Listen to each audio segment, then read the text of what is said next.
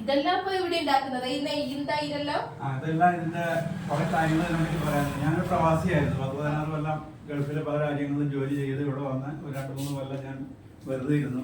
അപ്പൊ വല്ലാതെ ബോറടിച്ച് കഴിഞ്ഞപ്പോൾ ഒരു പശുവിനെ വാങ്ങിച്ച് ഞങ്ങൾ തുടങ്ങിയതാണ്. ഞാനും ശ്രീമതിയും മാത്രമേ ഇവിടെ ഉള്ളൂ, വേറെ മക്കളൊന്നും ഇവിടെ ഇല്ല. ഞങ്ങൾ രണ്ടുപേരും കൂടി ഒരു ചെറിയ സംരംഭം എന്നുള്ള രീതിയിൽ തുടങ്ങി. അങ്ങനെ ഒരു 6-7 കൊല്ലമായിട്ട് ഞങ്ങൾ പശുവിന്റെ ഫാം നടത്തുന്നുണ്ടായിരുന്നു. ഇപ്പൊ ഒരു 3 മാസമായിട്ട് ഞങ്ങൾ കുറച്ച് പുതിയ പ്രോഡക്റ്റുകൾ തുടങ്ങി. അതിൽ തൈരുണ്ട്, മോരുണ്ട്, സോഡാ സംഭാരമുണ്ട്, വെണ്ണയുണ്ട്.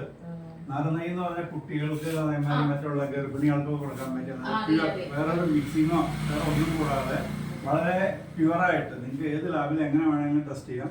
ഇത്രയും ക്വാളിറ്റി ഉള്ള സാധനം നമ്മുടെ സ്വന്തം ഇതില് നമ്മൾ തന്നെ തയ്യാറാക്കുന്നതാണ്. വേറെ മെഷീൻ ഉപയോഗിച്ചോ ഒന്നും ചെയ്യണമെന്നല്ല, സ്വന്തമായിട്ട്. നമ്മളിവിടെ ഈ കാലഘട്ടത്തിലൊക്കെ ഇതുപോലൊരു പ്രൊഡക്റ്റ് കിട്ടുക എന്ന് പറയുന്നത് കുറച്ച് ബുദ്ധിമുട്ടാണ്. കാരണം വീട്ടില് പശുവിനെ വളർത്തി അതിൽ നിന്ന് കിട്ടുന്ന പാലിൽ നിന്ന് ഇവിടെ ഇവര് തന്നെ ഉണ്ടാക്കുന്ന അല്ലെ ഹോംലി പ്രൊഡക്റ്റ് നമുക്ക് കിട്ടുക എന്ന് പറയുന്നത് ഭയങ്കര വലിയ കാര്യമാണ്. കാരണം പശുവെല്ലാം വീട്ടിലുള്ളവര് അവരവരെ ആവശ്യങ്ങൾക്ക് വേണ്ടിയിട്ട് നെയ്യും മോരും സംഭാരവും എല്ലാം ഉണ്ടാക്കി അവരവര് ലാവിഷായി ജീവിക്കും.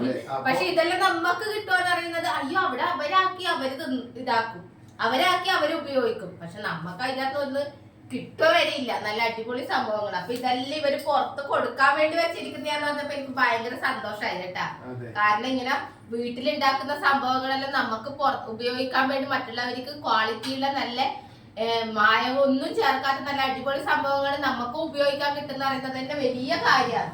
അപ്പൊ ചേട്ടൻ തന്നെ എന്തായാലും